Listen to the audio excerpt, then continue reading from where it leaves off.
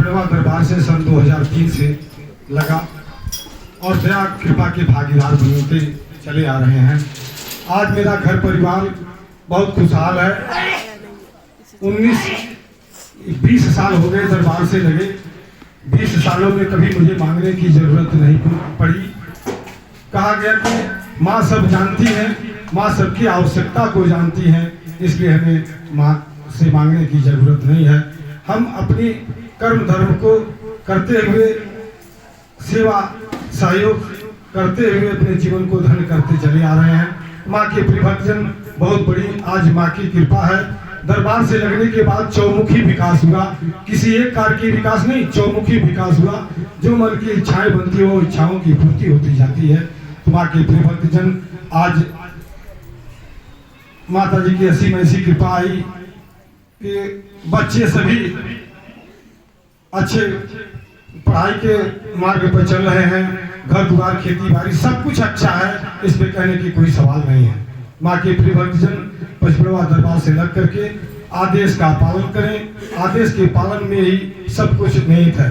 अगर हम तो दरबार से लग करके परम सद्गुरु श्री माता गुरु के आदेश पर चलने का प्रयास करते हैं तो मेरा सब कुछ अच्छा होगा, सब कुछ अच्छा होगा, इसमें कहने की कोई सवाल नहीं। माँ के प्रिय भक्तजन, अब जैसे शादी के बारे में मैं सोच रहा था, मेरी बच्ची की शादी कहाँ लगेगी, कैसे लगेगी और कैसे मिलेंगे लोग। लेकिन कहा गया कि मन की इच्छाओं की पूर्ति, माँ ने वो चीज ढूंढ के निकाला जो हम अपने सपने में सोच नहीं सकते थे।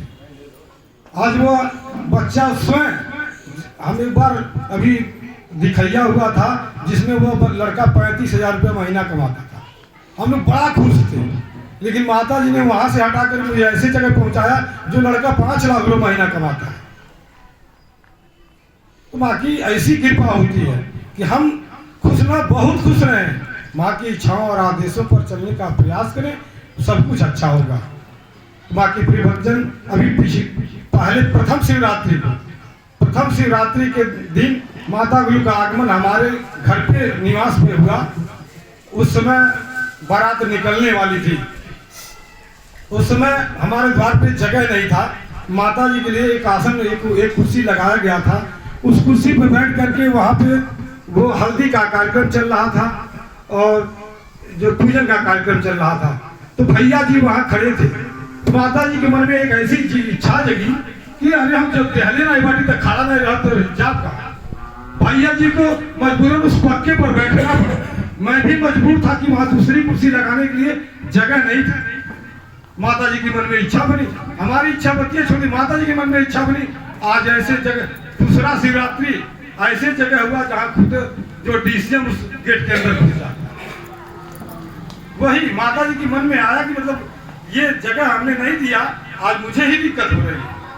तो ऐसी होती है, माता गुरु का आगमन जगह जगह पे हो रहा है। जिसका जो आवश्यकता है उस आवश्यकताओं की पूर्ति भी हो रही है। तो ऐसा हमें मानने की जरूरत है। हम सेवा सहयोग से जुड़ करके अपने जीवन को धन्य करें।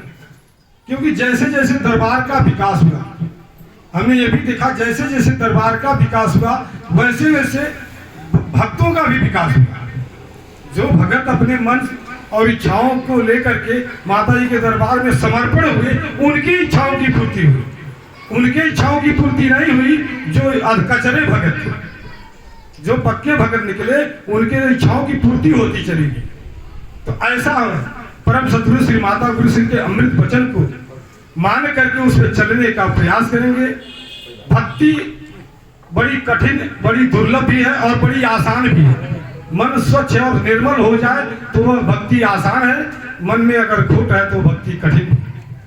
माँ के प्रिय भक्तजन, आज मेरा घर परिवार बहुत खुशहाल है।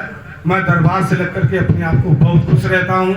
हर कार्यक्रम में पहुँचने का लगभग 100% प्रयास करता हूँ और पहुँचता हूँ। जैसे आज मुझे थोड़ा सा समय देरी हुआ, देरी के लिए मैं क्षमा चाहूँगा माता गुरु से। हम प्रयास ये करते हैं, देरी हुआ तो क्या हुआ, हम पहुँचेंगे जरूर।